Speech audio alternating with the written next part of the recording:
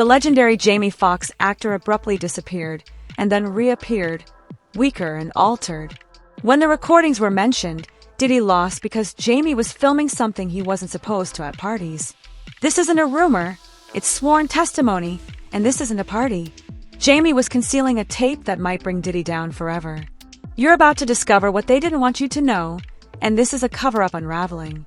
This time, Diddy lost it in court, and according to startling evidence from his former bodyguard, it wasn't about Cassie tapes or litigation, but rather Jamie Foxx. You read correctly. Big Homie, CC the music mogul, allegedly attempted to poison Jamie Foxx. Big Homie has been giving clues about this claim for months through podcasts, interviews, and live streams, but now he's making it under oath. I know he poisoned Jamie Foxx, and Jamie Foxx reported him to the FBI because of it. I know that's a fact. The courtroom was shocked, and Diddy reportedly vanished during the session, banging the table visibly irate. Security had to intervene, and the internet went crazy. People weren't buying the stroke explanation for Jamie's unexplained health scare. They suspected something wasn't right from the start. What's the motive? Well, that's where it gets even darker. According to court rumors, Jamie Foxx may have recorded something he wasn't supposed to. So one day I turned the tables on him and showed up in a town. It was town car days, and I had a town car pop out with a camera saying, "Yo, Puff, yo, you got to let me film this, the whole thing, we need to document this playboy." Fox has also openly discussed filming Diddy's parties, the notorious freak-offs that everyone in Hollywood seems to know about but nobody dares describe. He has even joked about them on stage. "You'll let him through," he said. "All right, I'm through," I reply. Additionally, I had a large Canon camera that wasn't like this. Yes, I did have a large Canon camera with a light and batteries. Why would Diddy want to poison Jamie Foxx? If you are aware that you are being investigated by the federal government, you will receive a target letter informing you of the investigation. If you wanted to close any loose ends and were worried that people you knew might incriminate you, you might be interested in getting rid of them. This has happened throughout history.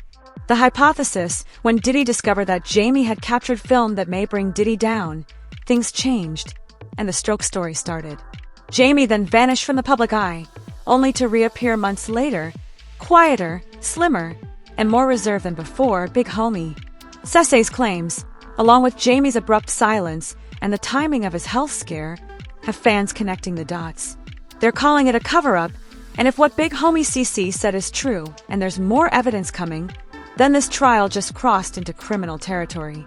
Most people weren't prepared for what happened next because, after Diddy's bodyguard dropped that poisoning bomb, the focus quickly shifted to why he would want Jamie Foxx gone. And according to multiple insiders, the motivation is the tapes that show that Jamie Foxx has been open for years about attending Diddy's parties. "Yo, Playboy, this party costs $1.5 million to throw this party." I asked, "What are you saying?" I said, "Puff, oh my God, I love it, the party's amazing. The mayor is present," and I did say, "But that's too much money." I said, "You come to my place in LA, I'll throw your party for $400 that will rival this party." He became rather irate because, as you can imagine, he said, "Yo, no, I'm known for this, __, don't front." However, this is where things get serious. There is now conjecture that Jamie unintentionally recorded something he wasn't authorized to show, or perhaps Diddy was involved in a criminal conduct. When Diddy learned of the possibility, he became quite alarmed. This isn't just fan speculation either. The timeline is consistent with Homie Sesay's testimony. The abrupt departure of Jamie, people now think that the mysterious health scare and the industry silence that followed were a front for something darker, and if Jamie has that footage, it could explain why he allegedly became a target, as well as why he has been so cautious since coming back into the spotlight. "I just didn't want you to see me like that, man. You know, I want you to see me laughing, having a good time, cracking a joke, doing a movie television show. I didn't want you to see me with a now, but sometimes things get out of control. Some people told me that I was blind, but as you can see, the eyes are functioning perfectly." Then someone said, "I'm a clone, but check this out, just kidding. I'm not clone, man, but I'm here on Earth because of some great people. I'm here on Earth because of God." 4 months. Jamie has been avoiding questions regarding his health scare when an interviewer asked him directly about Diddy's potential involvement. I know it's kind of crazy, but Jamie didn't deny it. He just went completely silent. How are you, buddy? You look great. Hey, I have a question for you regarding this whole P. Diddy thing about the rumors that are only online. Would you please just clarify it for the fans? God bless you. How are you feeling? I'm feeling better, but I'm also wondering if the poisoning rumors are true or not. Another clip displays when a fan questioned Jamie if the rumors were real when he recovered. He grinned and replied, "That's something I won't say on camera." Fans were convinced he was hiding something significant because of that one instance. On April 11th of last year, my part was bad for a half bill, so it was gone for 20 days. I live in WoW, so they told me I'm in Atlanta next Army. My sister and daughter took me to the first doctor, who asked, "What's going on up there?" Laughter, and then the Netflix special. The crowd chuckled when Jamie joked that I left Diddy's gatherings early. However, if you've been following the case, you now understand that joke as his way of publicly removing himself without saying too much. The internet said that Puffy attempted to kill me. The pattern is what's drawing attention, not just the jokes. Celebrities who attended Diddy's parties are now saying they left before things got strange. But fans are questioning whether they knew the vibes weren't right and why they kept returning. I left them. Party's early. I was out by 9. Something doesn't look right. It's slippery in here. I've probably been to every Puff party and every white party since 2009, but as far as the freak-offs go, I'm not aware of that. Jaguar Wright even implied that Jamie didn't just go to those parties. He hosted some himself, which, if accurate, puts Jamie in a much more difficult position as a victim witness or something. Jamie done a lot the naked basketball games that he hosted. I mean, everybody knew, and there's no point in me hiding it now because his fate has been sealed, whatever it may be, but everybody knew if you went to a party at Jamie's house that at midnight the witching hour began, and basically he would have a party and everybody would be in there, but at 12 o'clock the women would start to take off their clothes, and you would have to guess if you were with a cisgender woman or a transgender woman. So some of these dudes, they already been making out with these chicks, you know, they already been doing all kinds of stuff. And then the clothes come off and you figure out whether or not you got a chick or a chick with a dick that was a standard, or the night that another male. And let's not forget Jamie himself once said he invited Diddy to his events that will rival this party, and he got pissed at me. He's like, "Yo, don't play me, you know I'm Diddy." You get what I mean when I say, no, I'm not. I respect you, but I'm known for throwing these cool little parties in LA. He arrived at my humble little house in Los Angeles, and he called me like, "Saturday morning, yo playboy, I'm in town, make it happen." I said, "Cool." So I got on my little phones and called about 200 of the coolest people, and they all came to my house. Puff arrived with SUVs and FBI, and it was just crazy, you know, because it was all.